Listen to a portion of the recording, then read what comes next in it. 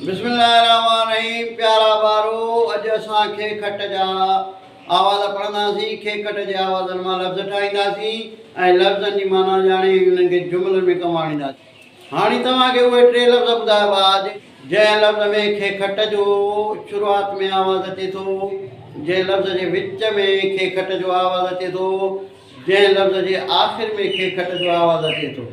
उहे लफ़्ज़ आहिनि हथो, रखण, अखे। इहे हुआ 3 लफ़्ज़। अचो त हाणे खे खट जा आवाज़ लिखूं। अलफ लिखी, सिट ते छिके, पोयां मथे करे अॻियां लीक जी बि आवाज़ थींदो ख। खे लिखी,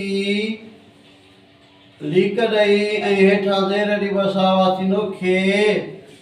खे लिखी, अॻियां लीक ॾेई मथां पेश जी बस आवाज़ थींदो ख। खे लिखी, पोयों अलफ ॾेई आवाज़ कढिबो खा।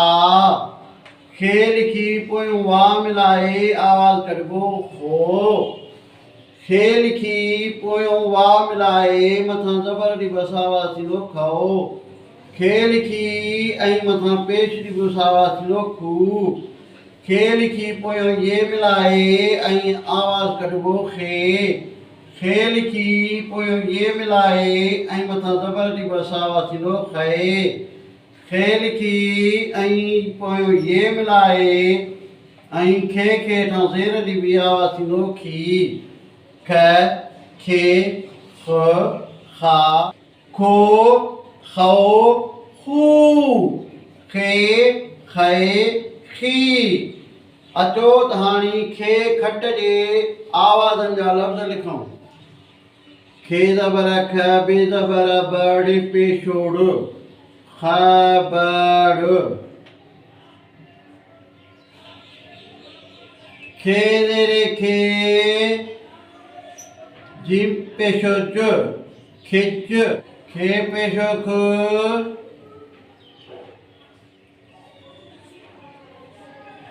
बे ज़ेरे बे, रे अलफ राणी ज़ेरेणी, खुबराणी।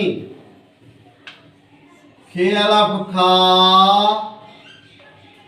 ते ज़ेरे तेड़े वारो, खातिड़ो। खे वाको, हमदो ज़ेरे ए, दाल पेशो द, खोएद। खे वा ज़बर खाओ, लाम ज़ेरे लेणे पेशोण, खाओ लेण। ए वा पेशा खू, रे वा रो, खूरो। खाइए खे, जिम ज़ेरे जेरो, रे वा रो, खेजरो। खाइए ज़बर खाए, सीन पेशो स, खाएस। खाइए ज़ेरे खी, ते ज़ेरे तेणे पेशोण, खीतेण।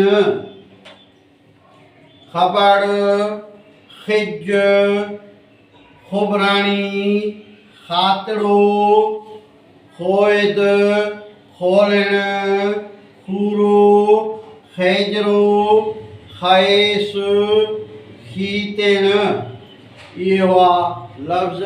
हाणे इन लफ़्ज़ जी माना ॿुधाईंदासीं। खबड़ लफ़्ज़ जी माना आहे वण जो नालो आहे। खिज परेशानी, ख़ैबराणी हिकिड़ी ज़ात जो नालो आहे। खातड़ो मोहरी, खोएद गाह जो क़िस्म आहे। खौलण ख़राब ॻाल्हाइण। खूरो माना भठो। खेजरो माना ख़ुशी करण वारो। खाएस उणियल रंगीन कपिड़े जो क़िस्म। खेतण मादी तित्र जो ॿोलण। इहे हुआ अॼु जा खे खट जे आवाज़नि जा लफ़्ज़। इन्हनि जी माना। हिन वीडियो खे लाइक कंदा, शेयर कंदा, फॉलो कंदा।